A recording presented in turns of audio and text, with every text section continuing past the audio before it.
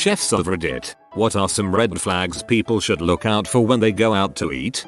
Sick waitstaff. If restaurant owners encourage their waitstaff to work while sick, or don't help to find a replacement, you can count on getting sick too. For my nick, people grade pending doesn't mean that the restaurant is awaiting judgment on their health inspection. It means that they failed and are given a grace period to fix their wrongs. Like when you call someone and get a recorded message that they're checking the line for trouble, that bill is overdue. Actual former chef here. These comments saying, don't eat whatever food on a day of week because it's leftovers. This is called utilization. Specials are just that. Things that we'd rather sell than throw out. Those of us who actually know what we're doing carefully cool down and store things so they have as much menu life as possible. Only an idiot would throw away perfectly good, sellable food if it didn't sell on the first night. Yes, as long as it was labeled and dated properly. I'm always after my co-workers to put the dates on things they prep. It's so important and so many cooks are so frustratingly bad at it. I was employed by a national pest control service, and the salespeople told me if the dining room is dirty or gross, do yourself a favor and walk out cause their kitchen is gonna be much dirtier. There are also roaches at expensive restaurants, the same as there are at cheaper places. It's the restaurants that don't clean kitchens properly that attract pests and have continual problems. I was having lunch with some co-workers at a Chinese buffet and we all saw a cockroach run across the table. I said at least we know the food isn't going to contain pesticides. I went to an IHOP and there were ants crawling on the walls, so I told the waitress about it and she said what? Again, she could have covered that up in a better way. I was really hungry so I just moved to another table, but those pancakes were so nasty. I still love IHOP, but I just won't go to one next time. Salt shaker. If the holes are clogged and the top is dirty, that thing has been refilled 100 times without washing. Mine gets gross after a couple weeks in the humidity, but it's little effort to wipe the tops with a dry rag every night. If you're gluten free, for whatever reason, please don't photo a from scratch Italian restaurant. Please. There's literally nothing we can do to get that crap out of anywhere. Thanks to the flour, it permeates the air.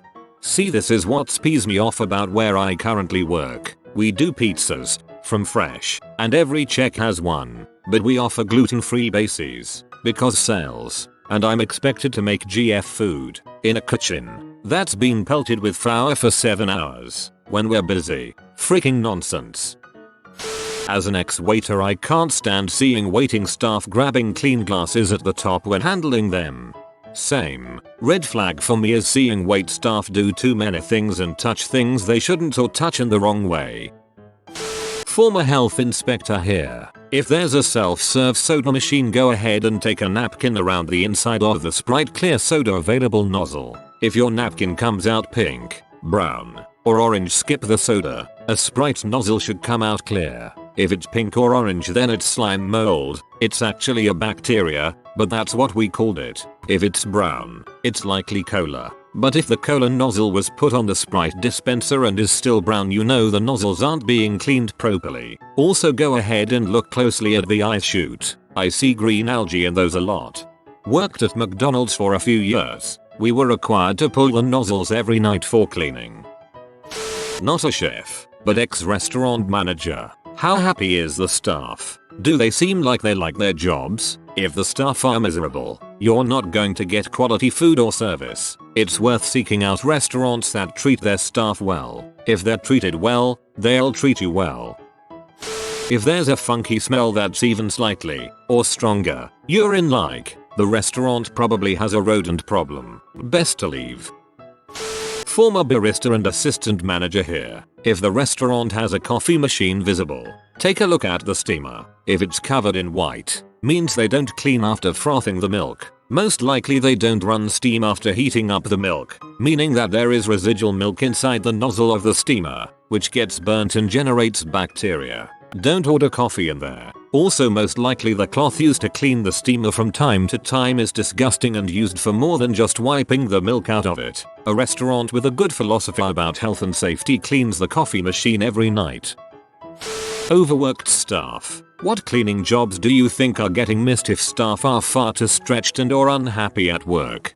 We avoid restaurants that are constantly having staff turnover for this exact reason. There is a place here, open less than a year, constantly advertising for staff. Right now he has 7 positions open out of maybe 15. If it is an ongoing issue, it is probably mismanagement. Unhappy employees handling food just makes me uncomfortable, to say the least.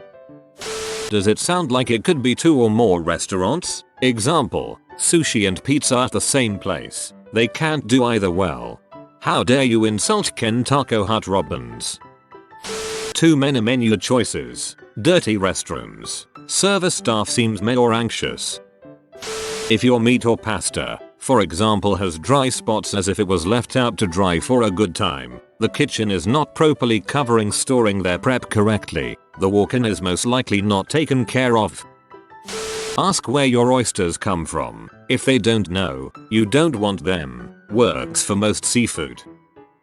You might have to be a chef to recognize this, but my red flag is going into a busy restaurant and noticing none of the tables have food, or not many customers are yet eating. This usually means the kitchen is going down in flames. One time I noticed this and could see some food slowly stacking up in the window, but no orders coming out. I mentioned it to the server and he replied, "I wouldn't suggest ordering food." He brought our drink check and we left. He was tipped well for his honesty. Not a chef, but worked at a KFC for a while, so here's a KFC specific thing. There are 2 towel colors for cleaning used at KFC franchises, at least in American ones. No idea about others. There are yellow towels, which are intended for surfaces that cooked foods will touch, and blue towels, which are only to be used in raw chicken areas. This is to prevent cross-contamination. Cooked chicken never touches raw chicken areas, and cooked and raw areas are never cleaned with the same towels. The thing to look out for? Raw chicken areas are usually not visible from the front counter, at least in most locations I've seen.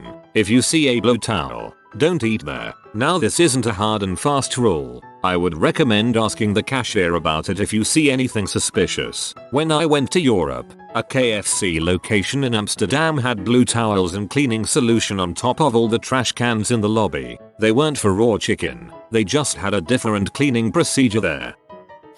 Not a chef but pest control, so I'm in and out of multiple restaurants all day, and I can tell you this. 95% of quick serve fried chicken places are vomit inducing, particularly one based with an old guy as its mascot. Not a chef but my best friend is, and he says a large menu. Chances are a lot of things on a menu means that they are frozen. Also, it's difficult to train people to be good at making 40 different things, so the quality is going to suffer. Large menu is the biggest tell you about to have a crap meal. If you absolutely have to order there, ask what the most popular dish is and just order that. I've heard that if you actually smell fish at a sushi restaurant, it's in your and your inside's best interest to hightail it out of there. Sushi is another one for when in doubt. There's no doubt. If you ever order something with crab, always ask what kind of crab is it, even though it might sound like a snobby question. It will reveal whether it's canned or not. My favorite answer when I went out one time was, "What are you talking about?" clearly indicating it was not fresh. Or, you know, accept canned because I live 1,000 miles from the ocean. Rats in the restaurant cooking food. I saw a movie about that once. If the head chef is crying and not wearing any clothes, it's probably best to move on. High turnover usually means poor management, and that means unhappy employees. Unhappy employees means that they don't give a crap about you or your food. I worked at a Pizza Hut and was on my 3rd grams. I worked there for a year at that point and was the longest working employee. The GM wasn't the best person, but he could manage the store. We didn't like him for a number of reasons. Racist, misogynist, slept with an employee while his wife worked there, etc. but he managed the store well and the turnover wasn't that high. Well, he got fired a couple months later and his assistants took over. Everyone liked her and wanted her to have the position, but she sucked at management. So much that we started to not like her. It was so bad. I left before it got too bad, but checked in recently and they had 13 people out of 20 quit or put in for 2 or so weeks. Management plays a big part in turnover. Not totally them as a person, but how they run the store. So bad management equals bad food. I have worked for many restaurants and been to many others. If the place has low lighting, unless it's intentional, roughly no customer activity, floors aren't clean, place smells bad, booth seats move, drinks that taste funny, not a drug joke, this is a sign that they don't clean their soda fountains or tea urns, and low quality customer service are all signs that you should look out for if you're going to eat. If a restaurant is poorly maintained, the food might not be of good quality either. This, especially in fast food places where you can get your own drink, you can usually glance and tell when the soda tea nozzles haven't been cleaned in a while. Not a chef, but a huge freaking menu probably means you're eating out the freezer. Asked my mom, who was a chef for 30 years. This is what she told me: you're better off sticking to restaurants you know are good if you can. Find a place you know is doing things right and give them your business. But if you need to find a new place, like if you just moved cities or something, order a food you know pretty well. For me, that's always the soups. Mom did soups for a good chunk of her time as a chef. If it's something you know really well, then you'll know if it's good or not. And if they do that well, then the rest of the food should probably be alright too. But if something's wrong with your order, like it's too salty or undercooked or whatever, then there's something wrong with the restaurant. She also said that while the low price isn't indicative of a terrible restaurant, be wary of places that price too high or low for the type of food they serve. A burger place shouldn't cost you more than $15 for a meal, and even that's being generous. And if your fine dining experience is running less than $10 a plate, something is wrong. If the place is surrounded by cops and ambulances, you should go elsewhere. Don't complain to the remaining employees about the wait and demand a free ice cream. Oddly specific. In addition to a super large, diverse menu being a huge red flag that you're getting frozen meals run through the microwave, watch for no substitutions. If the place makes its own food, they can sub virtually anything for anything else. While they may try to play it up as our food is perfect and we refuse to change it on moral grounds, it's almost always a sign of this was made 2 months ago and all we do is reheat it.